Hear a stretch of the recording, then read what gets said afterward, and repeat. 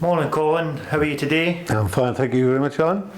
So here you're at the IT centre today. What have you been learning today?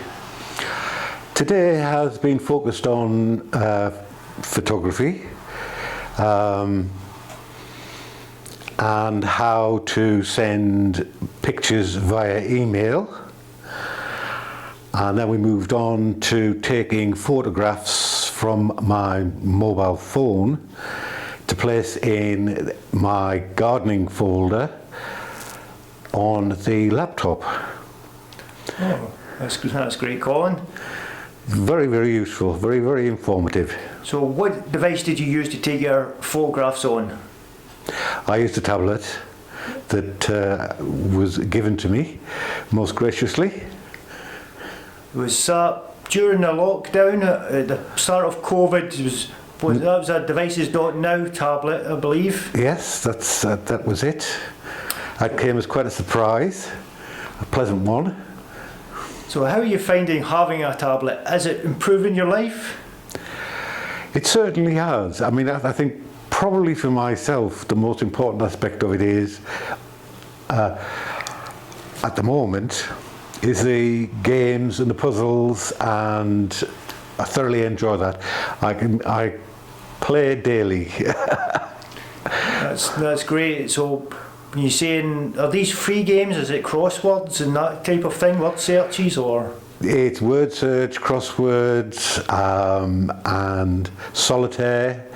I love the solitaire. I'm actually up to level 12 at the moment. And do you find that's a good pastime? Does it help your mental health, or how do you just give you enjoyment? I think it gives me enjoyment. It's good for my mental health, and it keeps what's left of my brain cells alive. So you were telling us when you entered today that you went a walk and you took your tablet to take photographs. So in a way, do you think your tablet has motivated you to go this walk? No, I'm an avid walker, but in the past I have been an avid photographer, but that lapsed. I'm rediscovering photography through the tablet again, and finding the same enjoyment that I did in photography in the past. Light and shade, depth of field, colours. And now that it's a digital, presumably a wee while ago it would be you'd be taking film, now we're on to digital. Have you had a try at you doing the digital editing? Yes. Last week Alan and I spent time looking at the whole range. We looked at cropping, we looked at moving light and shade around, lightness and darkness and contrast and focus, and cropping. Did I mention cropping before? The thing you may have done. But never mind. And cropping.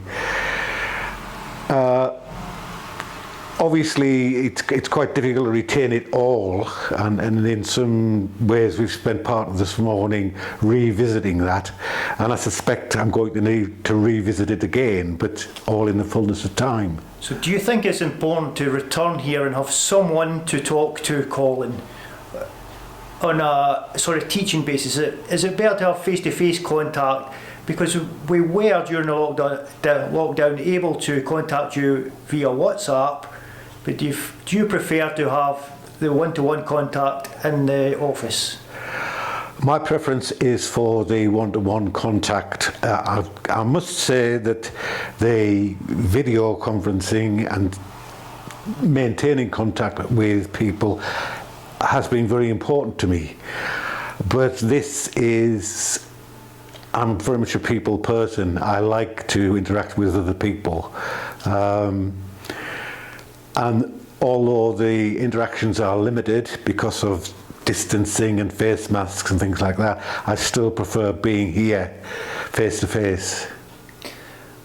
But you do find a place for this video conferences or video apps. You do have family, I believe, you keep in touch with. Are they spread around the country, or? I do. Most of them, well, they're all back in Newcastle at the moment. My eldest one was in Galashiels, and then moved up to Selkirk. But unfortunately, that relationship hasn't survived the lockdown. Her partner was diagnosed with COVID-19 very early on, so they both had to lock down. But so she's back to Newcastle. Hence, the whole of my tribe is now back in Newcastle. And you are communicating with them using your Yes. mobile phone, and you've got apps on your mobile phone and your tablet. But do you find it as a good communication method, the video calling? It keeps you in touch. The video calling is excellent. My youngest granddaughter, who is 8, and my youngest great grandson, who is 8, you try and speak to them on the phone and they're always too busy. Once you get them face to face, that's a whole nother prospect, it's a whole nother world when you've got FaceTime with them, because they can show you pictures they've been drawing, telling you what they've been doing, shells they've picked up off the beach, all the sort of small interactive things that you would miss if you didn't have that facility. It had been 8 months since I had any direct, real-life face-to-face contact with them, and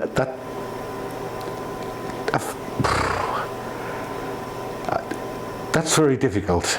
Yes. We're finding that a lot from people. So technology is maybe just an added feature to your life rather than a replacement for things. Oh, definitely. There's no two ways about that. So are you better off with the technology in your life? Much better off with it. If I hadn't had the FaceTime with them, it would have left me feeling really quite desperate over the lockdown period. It would have been really difficult. It was difficult for me anyway, let's be honest. But it would have been even more difficult had I not had that facility and the technical support that's come with it.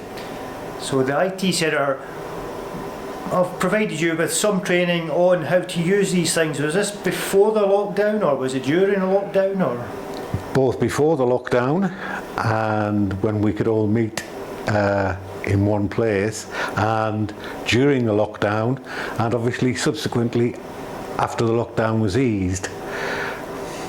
That's brilliant, Colin. We are so glad that you're using technology and it's supplementing your life, but it's not a replacement for real life events, we know that. We'd just like to thank you very much for coming today and giving us a little piece to camera. Thank you very much. You're welcome, more than welcome.